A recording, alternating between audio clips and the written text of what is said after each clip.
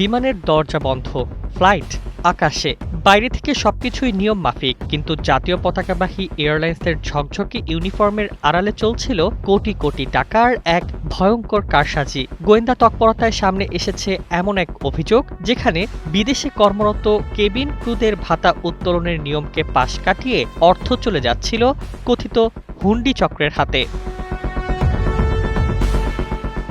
ঘটনার কেন্দ্রে দুবাই। প্রচলিত নিয়ম অনুযায়ী বিদেশে কর্মরত প্রত্যেক কেবিন ক্রুর ভাতা আলাদাভাবে সংশ্লিষ্টদের নামে ব্যাংক থেকে উত্তোলনের কথা, কিন্তু 14 মে সেই নিয়মের ব্যতিক্রম ঘটে। একটি মাত্র চেকে 196 জন ক্রুর বকেয়া ও ওভারসিজ ভাতা বাবদ 13,46,847 দিরহাম, যা বাংলাদেশি মুদ্রায় প্রায় 4,35,00,000 টাকা এক ব্যক্তির নামে উত্তোলন করা হয়। এভাবেই কোটি কোটি মানুষের ঘরে দেশ জুড়ে ফ্রিজ একটাই, ওয়ালটন।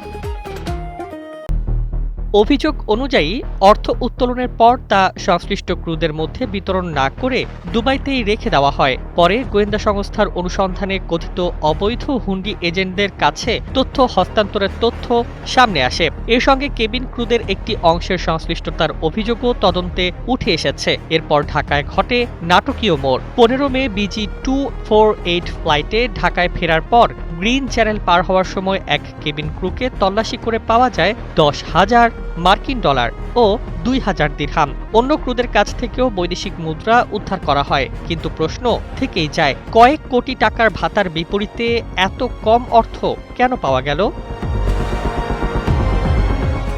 অনুসন্ধানে আরও চাঞ্চল্যকর তথ্য সামনে এসেছে। প্রতিবেদনে দাবি করা হয়েছে, গত 2 বছরের একই ধরনের কারসাজির মাধ্যমে কয়েকজন কেবিন ক্রু মিলে প্রায় 100 কোটি টাকা উত্তোলন করেছেন। এর আগে 22 এপ্রিলও 160 জন ক্রুর প্রায় 9,75,000 দিরহাম একটি চেকের মাধ্যমে উত্তোলনের অভিযোগ রয়েছে।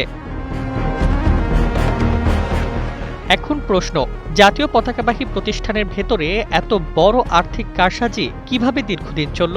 কারা এই কথিত সিন্ডিকেটের নেপথ্যে আর কারা তাদের সহযোগিতা করেছে? তার উত্তর খুঁজতেই তদন্তের নজর এখন আরও গভীরে।